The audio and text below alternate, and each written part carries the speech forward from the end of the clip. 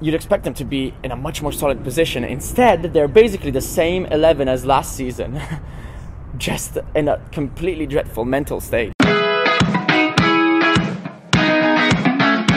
Hello everybody, it is Dov and Vieri from Forza at ItalianFootball.com. We're here at the Stadio Giuseppe Meazza, or on Sunday it'll be the Stadio San Siro, because there's a big game happening, Vieri, isn't there? What is the it? Milan Derby, the Derby della Madonnina. It's chilly now, but the atmosphere will be a lot warmer on Sunday night, and it'll be, you know, one of the best games of the season in Serie A. Indeed, right. So in this video, we're going to chat about Inter. We're going to do. There's going to be 3 videos. We're going to have Inter, Milan, and then kind of general look. So this one, we're going to talk about what the hell is going on at the Nerazzurri at Inter, because it is absolute chaos. Well, I'll tell you one thing. If you open the dictionary and go on imploding, you'll find 2 things: Brexit and Inter. And Inter, you have a picture of Icardi and Wanda and Nainggolan and God knows who else. Self-harm, literally. Every single season, Inter end up in a situation after Christmas where it's an absolute mess, and you can't find a real reason that isn't their own self.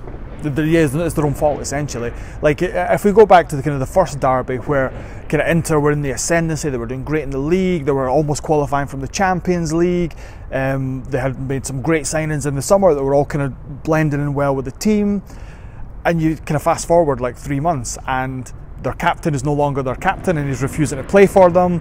They've got injuries left, right and centre. The coach is criticising the player mentality again.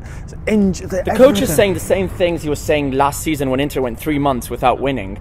And you'd imagine, all right, they've managed to qualify for the Champions League after 6-7 years. So a year later, you've got the Champions League, and that's the added value of the money coming in, the added value of making a more attractive club, a better brand. In terms of the team, they've been together for a year more, under Spalletti for a whole other year. You'd expect them, you know, with Nainggolan having come in, a player who needs to lift the level, step up a little bit.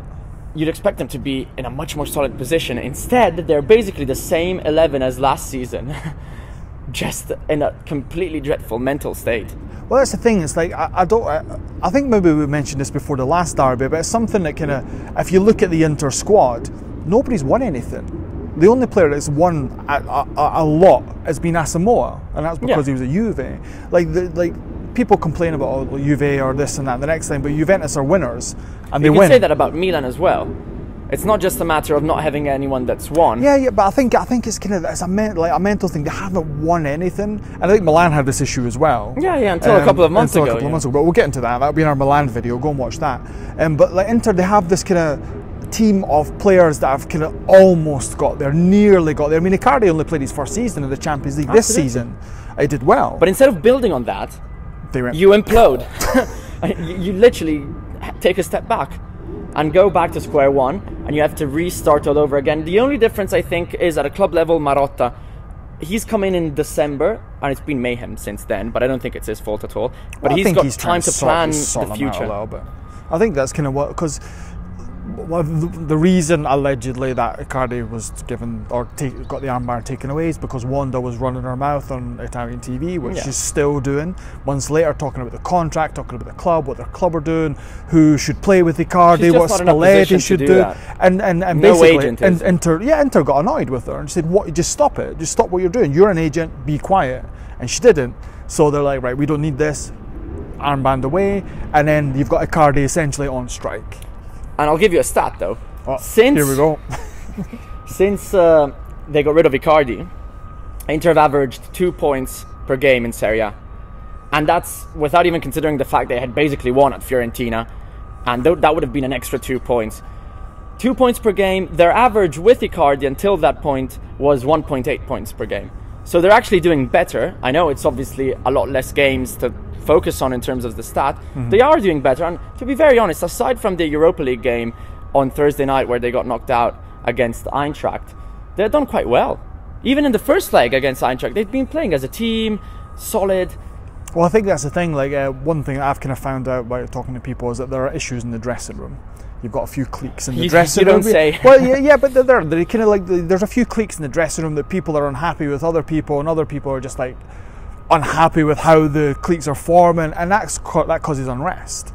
and I think it's kind of opposite from the way Milan seem to be mentally. And then that causes problems for a coach, who you've got players who are all kind of almost against each other. Spalletti isn't particularly lucky either with changing rooms. Totti, Icardi, he always has to sort out a mess. Yeah. I mean, it might be his own fault to an extent.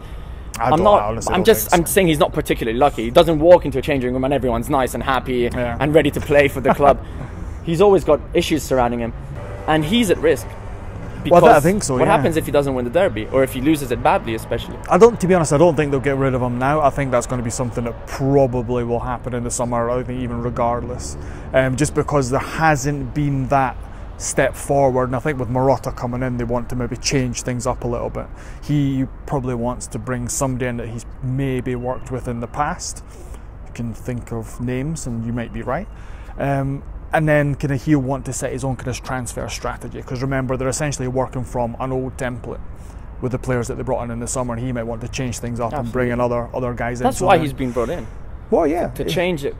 Don't forget, all the main players Inter have had the past 3 or 4 seasons, Perisic, Icardi. Well, even you had Perisic wanting to leave. Perisic wanted to leave as well. And all the fans those were the them. pillars to build on, and add players to that. And then you have to get rid of those, because they've shown they're mentally not good enough. Yeah, exactly. I think that's a problem that they have, and they need to get rid of. And I think if you bring Marotta in, and whoever they bring in as a coach, that's something they really need to work on, because clearly Spalletti's not able to do it. One thing I would say, we've been a bit negative about Inter Vieri. They've just. Can we think of a positive? Has something been good about them? What's been good about Inter?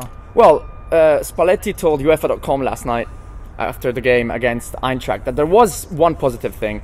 And it's some of the injuries are coming back. You know, Keita is the main man to think about. Well, he played his first game since December 29th. And he's a player that can light up the attack. You know, he's got that ability that. He's got a bit of flash of genius, but he can't play as a striker. He needs to play on either side. And then they've played some Primavera players. Well, 2 came on against Merola and Eintracht. Esposito, who are a sign of things to come, hopefully, for the Nerazzurri. Yeah. They're not going to solve the problems right now. Yeah, and I think as well, one positive for me is Lautaro. I think Lautaro has kind of stepped up to the plate.